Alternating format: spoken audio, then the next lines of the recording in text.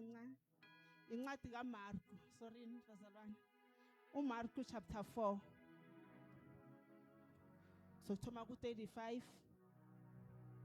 sigcine ku-41. Ngiyaxolisa kakhulu.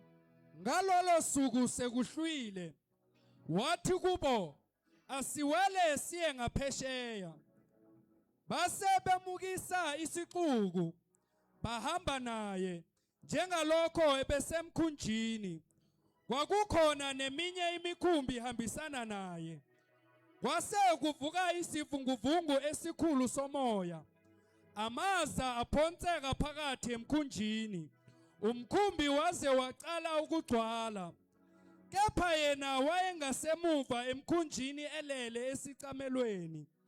Bamvusa bathi kuye, "Mfundisi, awunaki nakuba sibhubha na?" Wayesevuka wakhuza umoya wathi kulo ulwandle, "Thula uthi du." Wancamuka umoya kwaba khona ukuthula okukhulu. Wathi kubo, "Yini ukuba nesabe kangaka na? Yini ukuba ningabi nakukholwa na?"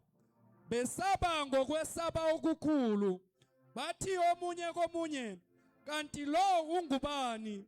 Lokhu nomoya nolwandle kuyamlalela." Hallelujah.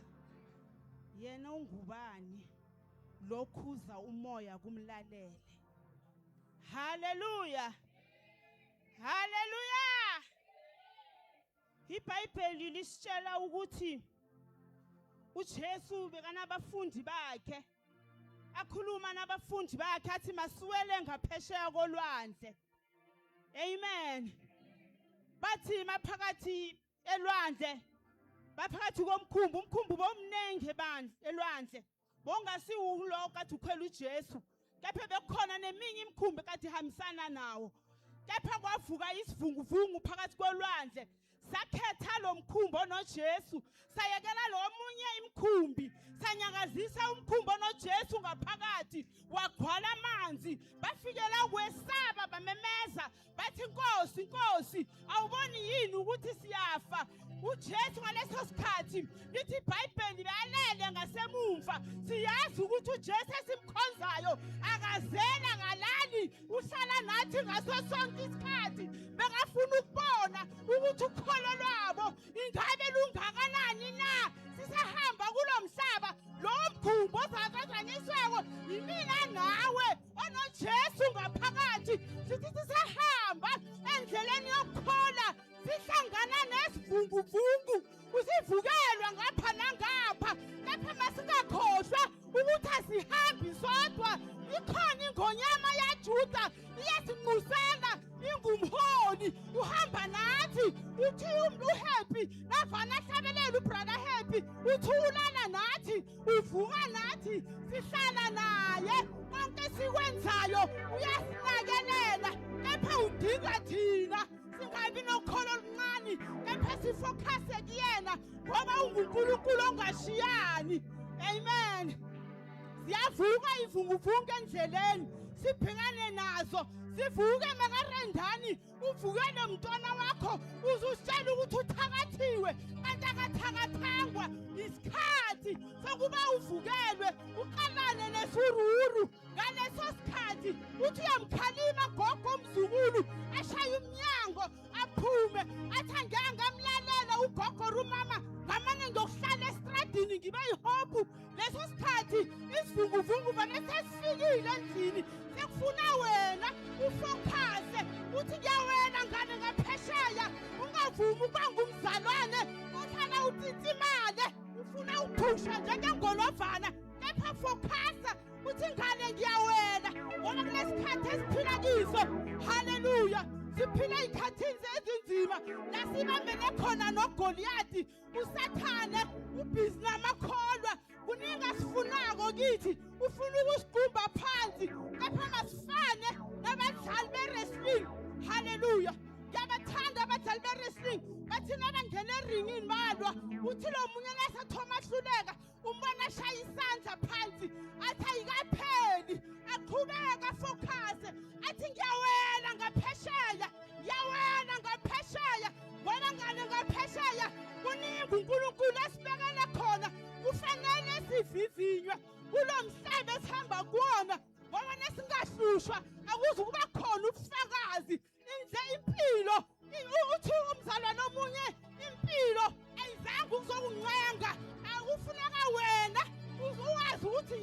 ayifunako ayifuni umuntu otetemako. Lalela mzalwane, nawusesengumzalwane osalimalako, nawusesengumzalwane osatefako, usadlalile ngalesi sikhathi. Yeyi uJesu uyabuya, ufuna abazalwane abazokwela ngaphesheya.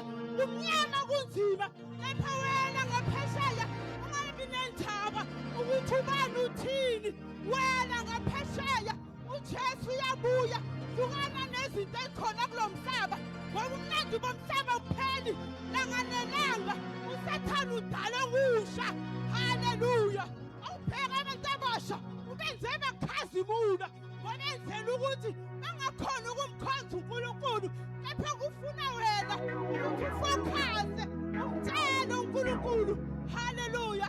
Uthi Nkosi ngipha amehlo komoya ngibone, ngoba nawubona ngokwenyama uzohlala ukhala. Haleluya. Uzoba ngumzalwane odedesako. Uthi na ungena enkonzweni umbona usesithula hleka bese uyagive up. Uthi angisayo enkonzweni ngoba ngithe ngiyangena abahleka. Kepha yiba nokukhola okukhulu, ungabi nokukhola okuncane. Haleluya. Lalela mzalwane, uSathane akazusiyeka singakawela emgodini. uSathane akazusiyeka singakawela emgodini. Haleluya. uSathane usempini uyalwa, ufuna ukusiqumba, ufuna ukusiqumba phansi. Kepha kudinga thina sifokhase, sisiyakele lezinto esizibona kulo mhlaba. Incwadi kaLuka chapter 16 la ikhuluma khona noLazaro nesicebi. Lithi iBhayibheli usicebi besibhizi simatana sala emhlabeni, sidla into zawo nokusho. Hey, siphila impilo yayo, kepha sakhohlwa ukuthi kuzokufika ilanga lokufa.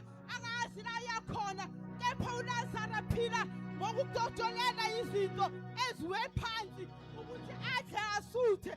Lalela mntwana kababa ngikutshele, lithi iBhayibheli uLazaro wathathwa wasiwe esifubeni saka-Abrahamu. Wathi nakambona wambona yazadumisa nezayilonda ebeyikhothwa yizinja sesesemhlabeni ezapholiswa. Sashaya isicebi, sashaya isicebi, samemeza sathi ake ngitshele uLazaro ukuthi athontisele umno wakhe emanzini, ngoba le ndawo engiyona ngiyasha. Masingavumeli ukuba ubunzima esiqalana nabe busihlukanisa nokukhola bakaNkulunkulu. Hey, masinyatheleni ngamandla, sifokhase siye ezulwini, ngoba uJesu uyabuya. Siphelile isikhathi sokudlala.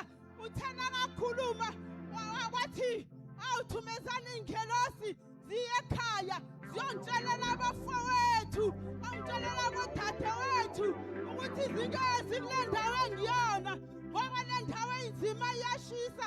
Lalela amazwi abakhuluma ngawo, bathi lalela wena sicebi. Bakhona uPastor Mthweni, bakhona abo-Apostola Mthweni, babashumayela ekhaya. Sekuya ngawo ukuthi uyayithatha lento abeyithulula njalo. Uyakudla na? Uyavumela isisu sakho ukuthi sisuthe? Noma uthi na uphuma ngalo mnyango uyishiya la emnyango oruhamba nayo? Masivumeke ukwakheka siwele ngalo ngaphesheya siyokuzuza imkhele. Lalela mntwana baba ngikutshele, uthi uSathane nakafika emntwini ngalesi sikhathi amshaya ngokugula umzalwane, amshaya ngokugula. Uyazi ukuthi saphenduka isoni ngelanga lokugcina lasangena eparadise. Kepha namhlanje uSathane wabona ukuthi hayi man, yarothwa lana. Wathi hayi, angibashaya ngokugula, angibashaya ngibavala umlomo. Athi nakasagula angasakhona ukukhuluma, ake ngimlahle ingqondo, angasazi ukuthi ungubani wakabani, azokhona ukukuzuza. Ngoba uyazi ukuthi ngezikhathi zokugcina siyaphenduka, sivume iNkosi njengomsindisi. Manje nakasasilahle ingqondo, asisakhona ukuthi siphenduke, asisaboni ukuthi kwenzakalani. Uyasiwina kanjalo. Masiweleni ngaphesheya kolwandle. Kuningi uNkulunkulu asibekela khona namhlanje. Singabi bazalwane abatetemako, singabi bazalwane abalilako, singabi abazalwane abavilaphayo. Kepha masifokhase. Indlela yokukholwa ayikho lula, ayifani ne-freeway uzovela udrive nje uhambe. Inahamba ibe nama-humps endleleni, ziba khona iy'lingo oqalane nazo, siyavuvinywa, sihamba phezu kwamalangabi, uthi ohlabelelako udlala indumiso phezu kwalameva ukuba khonzwe kahle. Lameva wakuhlabayo ngiwazosenza bona sigijime imarathoni siyomkhonza uNkulunkulu ophilayo. Amen.